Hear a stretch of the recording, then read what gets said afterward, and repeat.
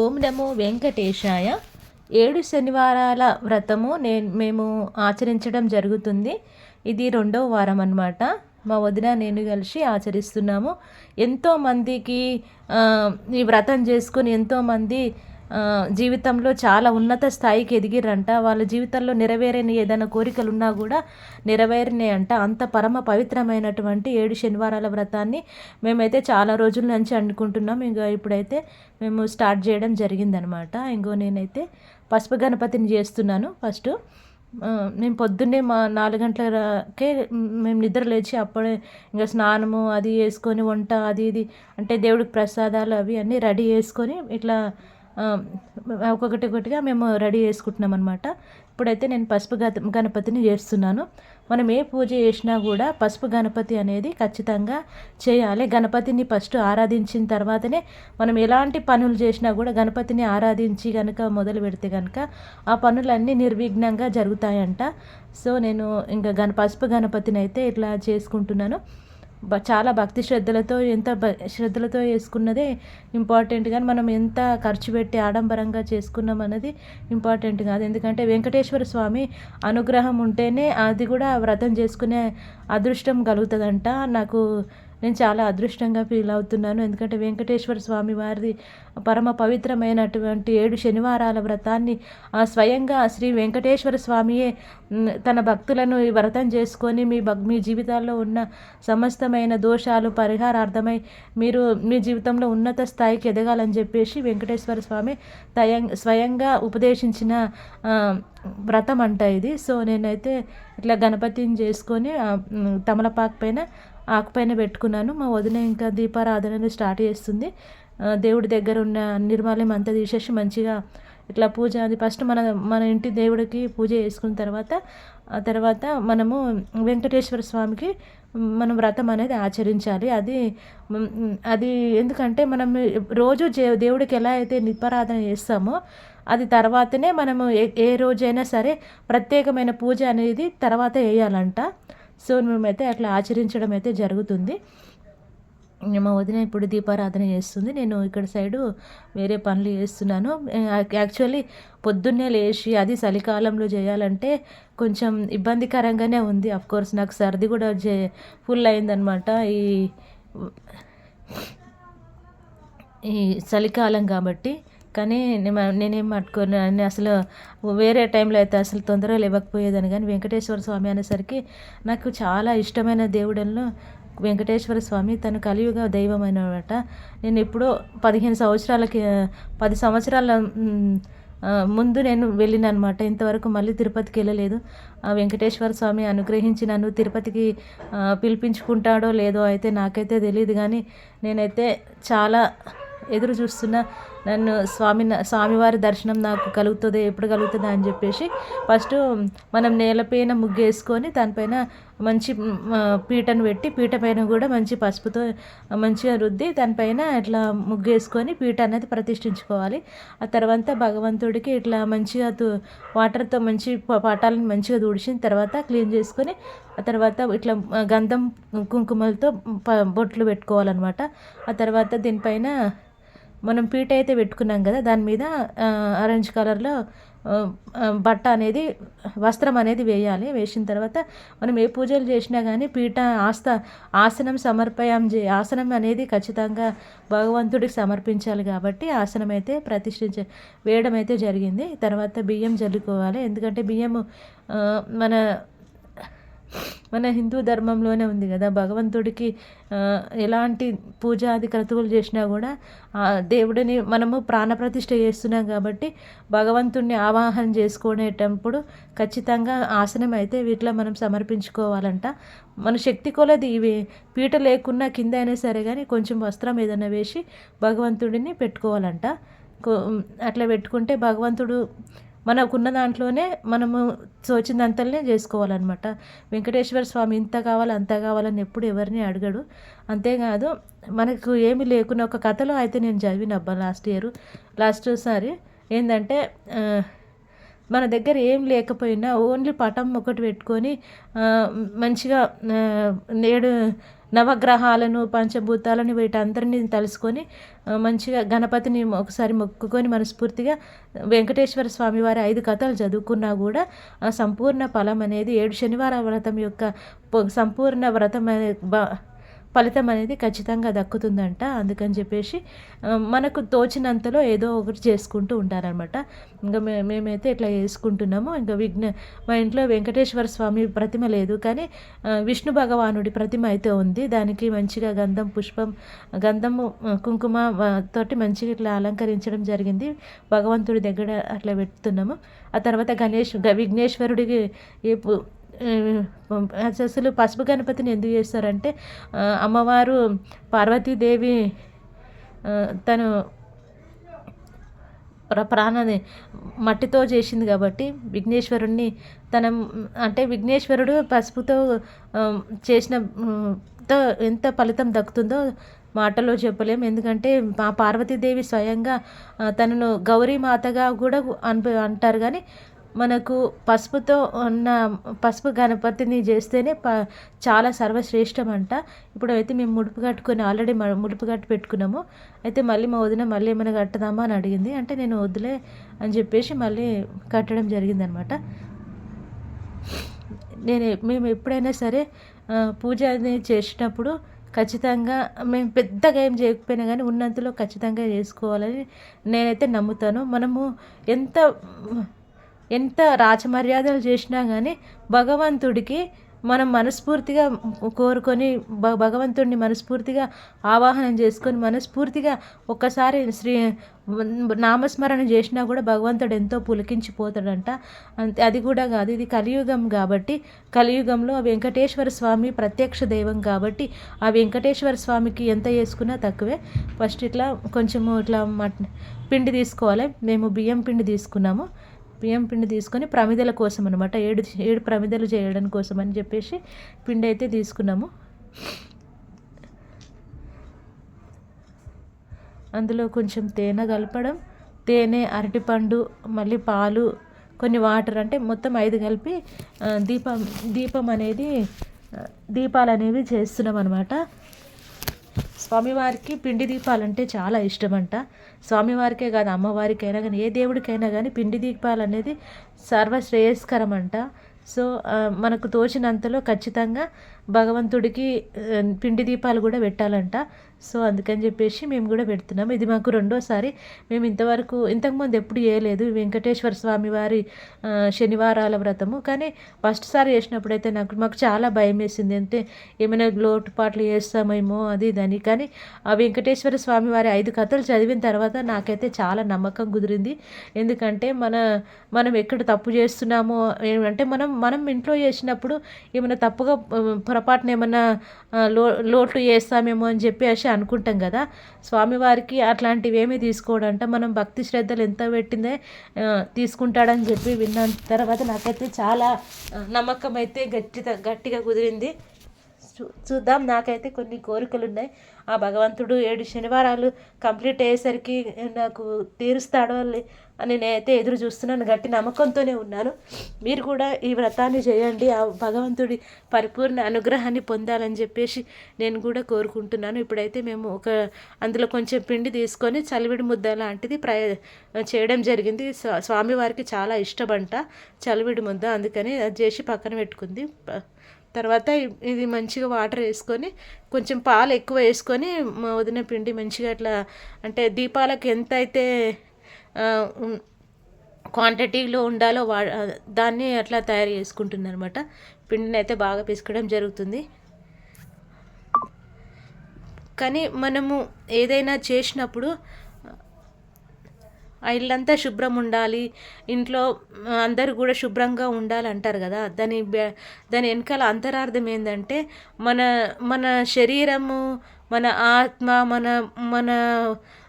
మన జీవనం ఎట్లయితే శుద్ధిగా ఉండాలనుకుంటామో మన పరిసరాలు కూడా అట్లనే శుద్ధిగా ఉంటే ఏమవుతుందంటే ఎలాంటి రోగాలు కానీ ఎలాంటి క్రిమి కీటకాలు కానీ రాకుండా భగవంతుడు మంచిగా ఉండాలని చెప్పేసి దాని అంతరార్థము. అంతేకాదు ఆ శ్రీ మహాలక్ష్మి ఎక్కడైతే క్లీన్గా ఉంటుందో, ఎక్కడైతే శుచి శుభ్రతలతో ఉంటారో అక్కడే ఆ శ్రీ మహాలక్ష్మీదేవి వెలిసి ఉంటుందంట.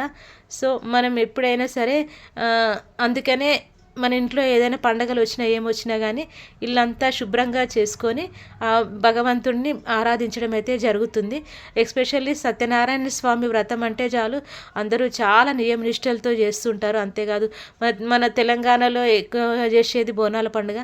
బోనాల పండుగ కూడా చాలా ఇల్లంతా అంత కొంతమంది అయితే మొత్తం పెయింట్ వేసి మరి చాలా అంటే చాలా బాగా సెలబ్రేట్ చేసుకుంటారు.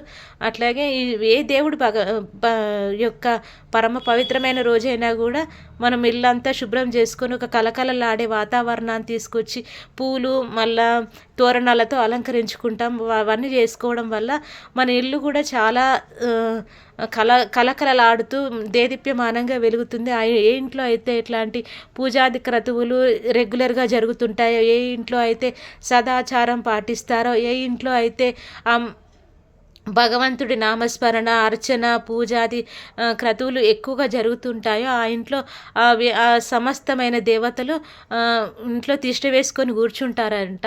అంతేకాదు ఇట్లాంటి సదాచారాలు పాటించే వాళ్ళ ఇంట్లో ఎక్కువ గొడవలు కానీ ఎలాంటి మాదక ద్రవ్యాలు కానీ ఎలాంటి చెడు వ్యసనాలు కానీ ఇవేమీ ఉండకుండా భగవంతుడు ఎప్పుడు రక్షిస్తూ ఉంటాడంట. అంటే వాళ్ళని ఒక కరెక్ట్ వేలో తీసుకెళ్ళడానికి కూడా భగవంతుడి కృపనే ఉంటుందంట. ఎందుకంటే రెగ్యులర్గా ఇట్లాంటి మనం పూజాది క్రతువులు చేస్తూ ఉంటే మనలో ఒక రకమైన స్పిరిచువాలిటీతో పాటు భగవంతుడితో కనెక్ట్ అయ్యే ఒక మంచి ఒక ఆచారం అయితే మనము పెద్దలు అయితే ఎప్పుడో సూచించారు. కాబట్టి అందుకే పెద్దలు అంటూ ఉంటారు కదా, శుచిగల ఇంటిలోనే భగవంతుడు ఉంటాడని చెప్పేసి. ఆత్మశుద్ధి అట్లాగే శరీర శుద్ధి అట్లాగే ఇంటి శుద్ధి కూడా చాలా అవసరం అన్నమాట. ఇప్పుడైతే ఇట్లా ఒత్తులన్నీ ఇట్లా ప్రమిదలు అయితే పిండి ప్రమిదలు అయితే ఇట్లా చేసుకోవడం జరిగింది. ఇప్పుడు వాటన్నిటిని ఇంకా భగవంతుడి ముందు ఇట్లా తమలపాకు పెట్టి వాటి మధ్యలో పెట్టడం అయితే జరుగుతుంది. ఇట్లా మధ్యలో గుంట అట్లా చేస్తున్నది, ఎందుకంటే పిండి మంచి కరెక్ట్ షేప్లో మంచిగా రావాలని చెప్పేసి ఆయిల్ అందులో పోసినప్పుడు అటు ఇటుగా వెళ్ళకుండా మంచిగా రౌండ్గా ఉండాలని చెప్పేసి ఇట్లా ఒక స్టిక్తో ఇట్లా మా వదిన ఇట్లా రుద్దుకోవడం జరుగుతుంది అనమాట. కానీ నాకైతే చాలా మంచిగా అనిపించింది ఈ వ్రతం చేస్తుంటే. ఎందుకంటే ఇంతవరకు మేము సత్యనారాయణ వ్రతం చేసుకున్నాము, మార్కండేయుని వ్రతం చేసుకున్నాము, శ్రీ మహావిష్ణువుకి సంబంధించిన తొలి ఏకాదశి కానీ ఇట్లాంటివి బాగా చేసుకుంటూ ఉంటాము. కానీ ఫస్ట్ టైం ఇట్లా వెంకటేశ్వర స్వామి వారి శనివారాల వ్రతం అయితే చేసుకుంటుంటే అయితే చాలా నచ్చింది నాకు.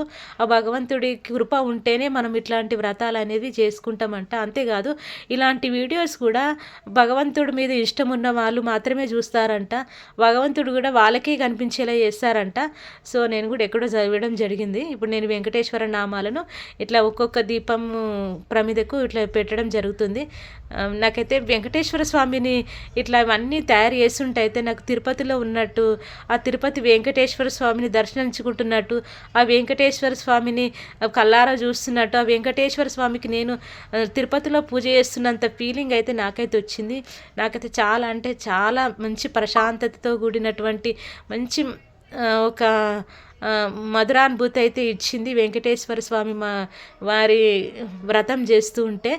అసలు ఇంకా వ్రతం అంతా 7 శనివారాలు అయిపోయేసరికి నా మనసులో ఇంకెలాంటి భావనలు కలుగుతాయో తెలియదు. కానీ నాకైతే చాలా ఈ రోజంతా నాకు చాలా సంతోషంగా అనిపిస్తుంది.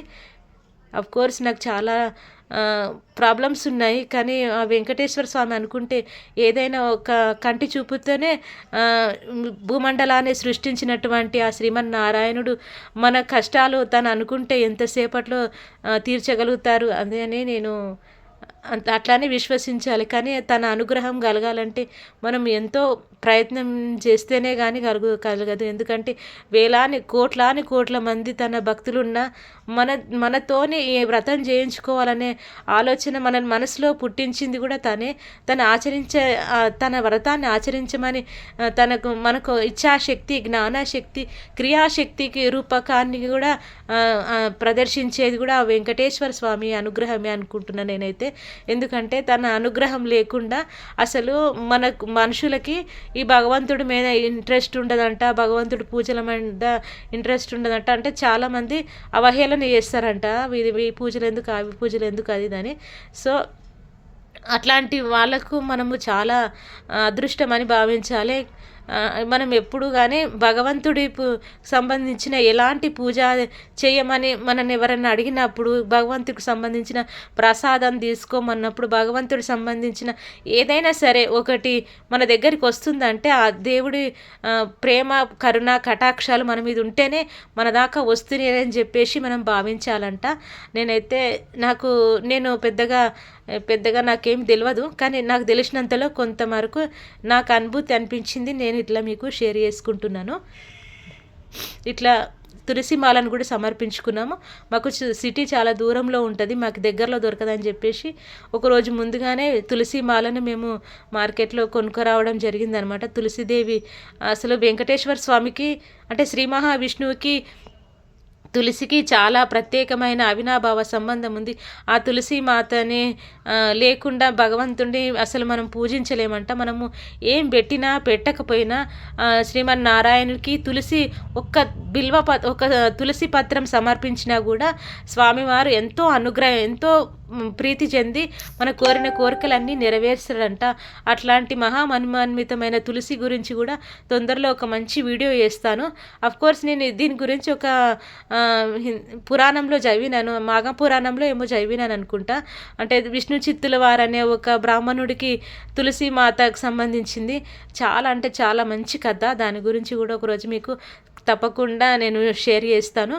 ఇంకో విషయం ఏంటంటే చాలామంది అంటున్నారు ఇట్లా డివోషనల్గా వీడియో చేస్తే ఎవరు చూస్తారు అది అంటున్నారు. అఫ్కోర్స్ నాకు తెలిసింది నేను చెప్పాలనుకుంటున్నాను. ఇది తీసుకోకపోవడము అదంతా మీ అభిప్రాయము. కానీ ఆ వెంకటేశ్వర స్వామి నాతో ఇదంతా చేపిస్తుండని నేనైతే గట్టిగా భావిస్తున్నాను. ఇప్పుడైతే మన కుందీలలో ప్రమిదలలో నెయ్యి వేయడం జరుగుతుందనమాట. మాకు దగ్గరలో నెయ్యి ఎక్కడ దొరకకపోతే మా అన్నయ్య వాళ్ళు చాలా దూరం వెళ్ళి ఎక్కడో ఆవు నెయ్యి దొరికే ఒక ప్లేస్కి వెళ్ళి చాలా దూరం వెళ్ళి మా అన్నయ్య తీసుకొచ్చిండు. మా అన్నయ్య కూడా అయ్యప్ప దీక్షలో ఉన్నాడు అని చెప్పేసి ఇక మేము కూడా ఈ వ్రతాన్ని అయితే ఆరంభించడం జరిగింది.